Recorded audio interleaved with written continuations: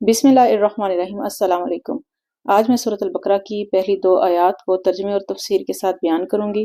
सूरत अल-बकरा की ये 2 आयतों पे तबसरा करूंगी। देखेंगे कि किस तरह हम इन 2 आयत को अपनी ज़िंदगी में प्रैक्टिकली लेकर आ सकते हैं।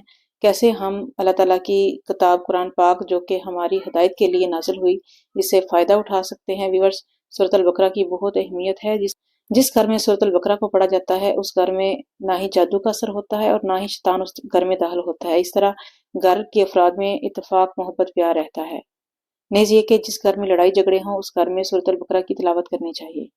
तो आइए सूरत अल-बकरा को स्टार्ट करते हैं। अलिफ लाम मीम। अलिफ लाम मीम हरूफ मुक़त्तआत हैं जो कि अल्लाह ताला के मुतशबात में से हैं। ये ऐसे हरूफ होते हैं जिनको अलग अलग पढ़ा जाता है। कुरान पाक में 29 आयात हरूफ मुक़त्तआत पर मुश्तमिल हैं। अरबी में कता का मतलब है अलग अलग पढ़े जाने वाले हरूफ, यानी कि अगर आम किताबों में आप देखेंगे तो अलिफ लाम मीम अगर इकट्ठा है तो उसे अलम पढ़ते हैं, लेकिन इसी तरह हरूफ मुक़त्तआत जब कुरान पाक में आते हैं तो हम उनको अलग अलग पढ़ते हैं।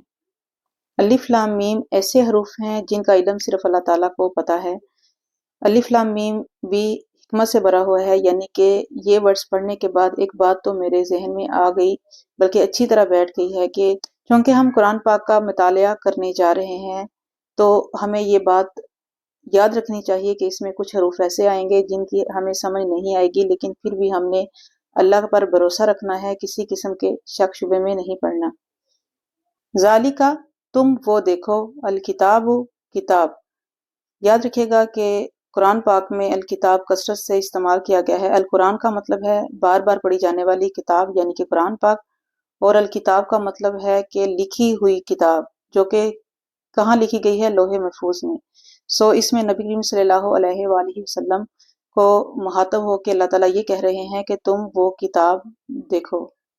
ला रईबा नहीं कोई शक, सबसे जामिया लफ्ज़ अरबी में रैब का शक है, यानी कि इसमें दिल और दिमाग की ऐसी कंडीशन होती है जिसमें दिल हिचकिचाहट और कन्फ्यूजन का शिकार होता है। कॉन्शियसली और अनकॉन्शियसली इंसान के दिल में मुख्तलिफ क्वेश्चन पैदा होते हैं कि आया ये चीज़ ठीक है या नहीं, ये काम मुझे करना चाहिए या नहीं। कुरान पाक वो किताब है जिसमें किसी किस्म की शक व शुबे की गुंजाइश नहीं, यानी कि जब कोई इंसान अल्लाह ताला पर ईमान ले आएगा तो उसके दिल में हर किस्म के शक व शुबहत और हिचकिचाहट खत्म हो जाएगी। वो अल्लाह ताला पे हलूसे दिल से यकीन लाएगा और इस बात का इकरार करेगा कि ये वो किताब है जो अल्लाह ताला की तरफ से हमारी रहनुमाई के लिए भेजी गई है, ताकि हम दुनिया में अच्छी ज़िंदगी गुजारते हुए मरने के बाद अपनी असल मंजिल को पा लें। आपको याद रहे कि सूरत अल-फातिहा में अल्लाह ताला ने इंसान को जो दुआ सिखाई है उसमें इंसान अल्लाह ताला से हदायत मांगता है, इल्म नहीं। इल्म और हदायत में फ़र्क है। इल्म में हम कोई चीज़ को सीखते हैं, समझते हैं और उसे आगे सिखाते हैं, जबकि हदायत इससे आला दर्जे पे है। इसमें इंसान इंटरनली अपने आप को बेहतर करने की कोशिश करता है, अपने सोच और अपने दिमाग को सही डायरेक्शन पे लेकर जाना हदायत कहलाता है। इंसान हिदायत उस वक्त मांगता है जब उसे किसी मंजिल पर पहुंचना होता है। जैसे अगर किसी इंसान को किसी हॉस्पिटल का रास्ता नहीं आता तो वो उसके लिए हदायत लेगा। किसी स्टूडेंट को नहीं पता कि वो फर्स्ट ईयर में कौन से सब्जेक्ट रखे तो वो अपने दोस्तों और वालिदैन से हदायत लेगा कि वो किस चीज़ में स्पेशलाइजेशन करे। इसी तरह अगर अल्लाह ताला ने कुरान पाक में हदायत का वर्ड इस्तेमाल किया है तो इसका मतलब है कि हमारी भी कोई ना कोई मंजिल है, हमने भी कहीं ना कहीं पहुंचना है। अल्लाह ताला ने मरने के बाद इंसान के लिए अल-फरदौस में जन्नत बनाई है, लेकिन अफसोस कुछ लोग अपनी ही हरकतों की वजह से वहां नहीं पहुंच पाते। जन्नत में पहुंचने के लिए रास्ता चाहिए और वो रास्ता अल्लाह ताला ने कुरान पाक को बनाया है। कुरान पाक को सीख के, कुरान पाक को समझ के और इस पे अमल करके हम अपनी मंजिल का तयन कर सकते हैं, हम दुनिया में आने का मकसद समझ सकते हैं।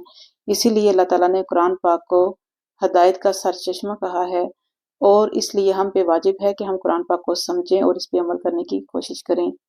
दुनिया में हम हदायत हमेशा लेते हैं, अपने बड़ों से लेते हैं, डॉक्टर से, अपने दोस्तों से, लेकिन ऐसी हदायत सिर्फ एक मुख्तसर टाइम पीरियड के लिए होती है। वो टाइम गुजरने के बाद उस हदायत को हम मज़ीद अपनी ज़िंदगी में इम्प्लीमेंट नहीं कर पाते।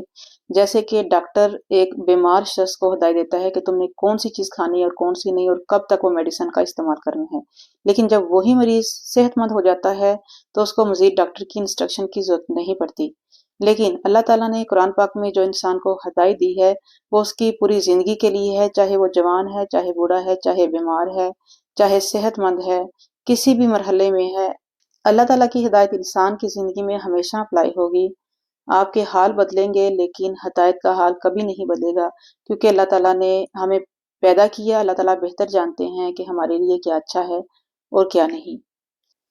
للمتقین، تقوی والوں کے لیے۔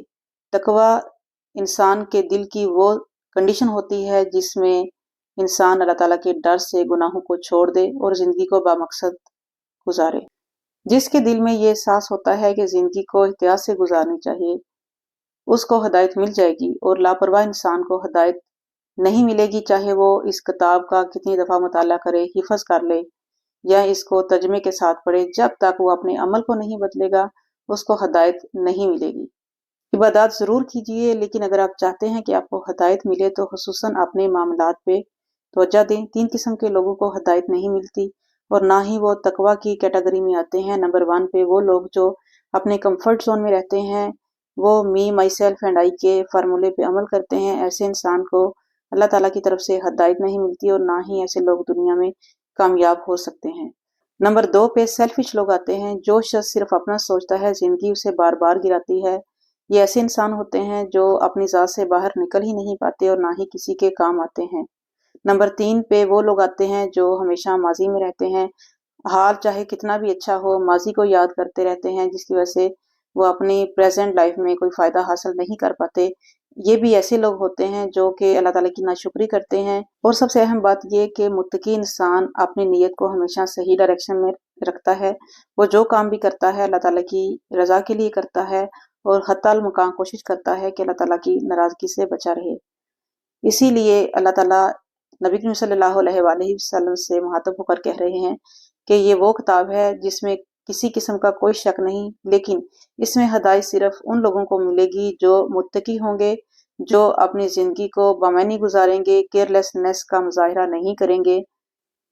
یاد رکھیے گا ہدایت کے بھی لیول ہیں۔ ہدایت کس درجے کی کس کو ملتی ہے؟ جس کے اندر جس درجے کا تقوی ہوگا اس درجے کی اس کو ہدایت ملے گی۔ عموماً لوگوں سے کہتے سنا ہے کہ بہت دیکھے قرآن پڑھنے والے لیکن ان کا عمل نہیں بدلتا۔